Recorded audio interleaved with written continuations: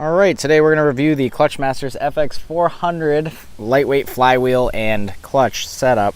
I went with the 6-puck configuration mainly because my tune shop told me to go with it. They were using it on all their builds, and they said although it is a very hard to use clutch, it is the most reliable and best for longevity and the power goals that I had coming in the future.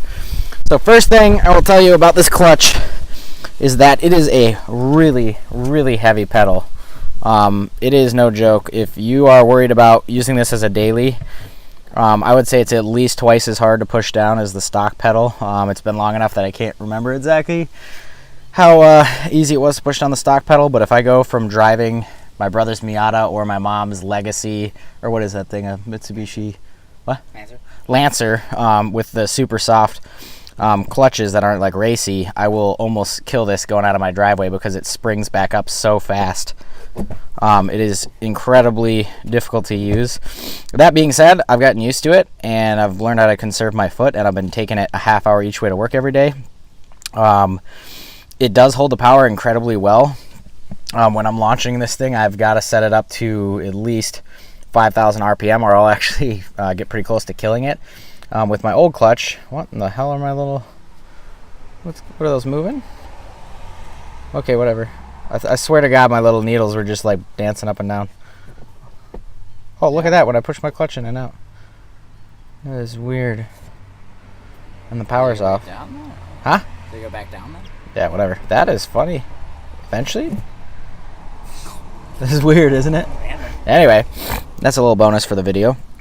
No idea why that would happen. That being said, so I got used to the clutch. I'm okay with it. It's actually okay for daily driving. I have gone through downtown Minneapolis with it. Was my foot pretty tired? Yeah, but I made it work. I got, if you learn how to conserve your foot, it'll be perfectly usable. I've got about 1,500 miles on the clutch, so it's starting to break in a little more. So it is starting to wear in. It's not quite as stiff as it was from day one, but it really puts the power down. I mean, if you're looking for high power goals, which right now I've got the built bottom end from Full Blown, and eventually I want to go with the Precision Big Turbo and some other modifications to beef it up a little bit. If you're going for big power goals, you're definitely looking at the FX400 from Clutchmasters. It holds the power.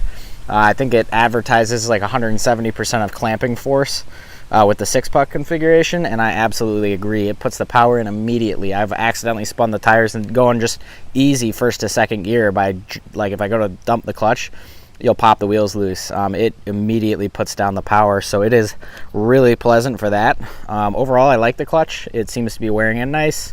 I took it easy for 1,000 miles like they said to for break-in, and I was braking in my new motor at the same time, which made it really convenient. But it is a fantastic clutch. I've got no big complaints with it, other than it's incredibly hard to push down. Look, Mike, have you actually pushed that down yet? Like, no. Hop in there quick.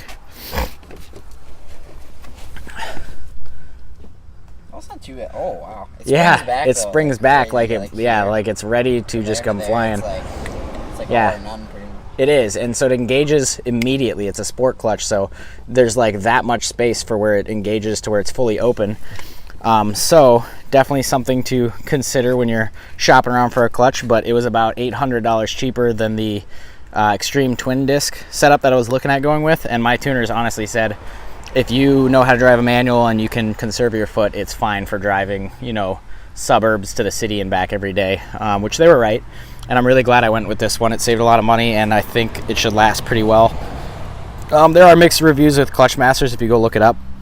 But again, it comes down to preference, kind of what you're looking at, and what your power goals are. But I really do think this is in a pinch. If you're not sure what to buy, I would still go with this for a easy daily drive. Like just driving around town, I'm fine. It doesn't kill my foot at all.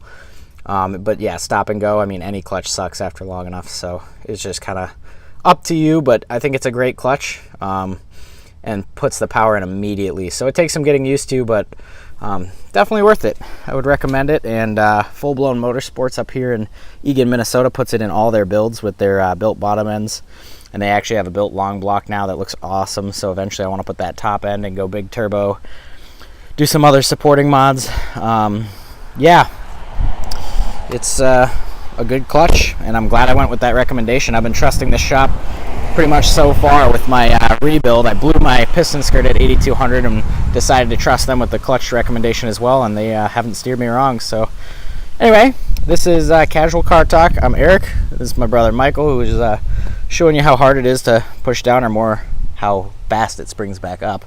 And that's what's supposed to break in a little more down the road. While putting this clutch video together, I did forget to mention that there is a really bad clutch chatter. I actually had a shop do it, and they said, we don't know what's going on, but it's chattering really bad until you get rolling. And actually, as soon as you push in the clutch pedal, you could tell that it was indeed the clutch chatter. So it is pretty loud. People might look at it a little funny because it's loud enough to actually notice, but it's still pretty good. Doesn't bother me a whole lot, and it does decrease with time. I had a buddy with a GTI, and he said after 3 months, his clutch chatter went down to like half the noise of what it was right after install. So just something to think about. So please subscribe, and look forward to more videos. We got a Miata now, so we might start making some Miata videos, although there are billions. But yeah, more focus videos to come.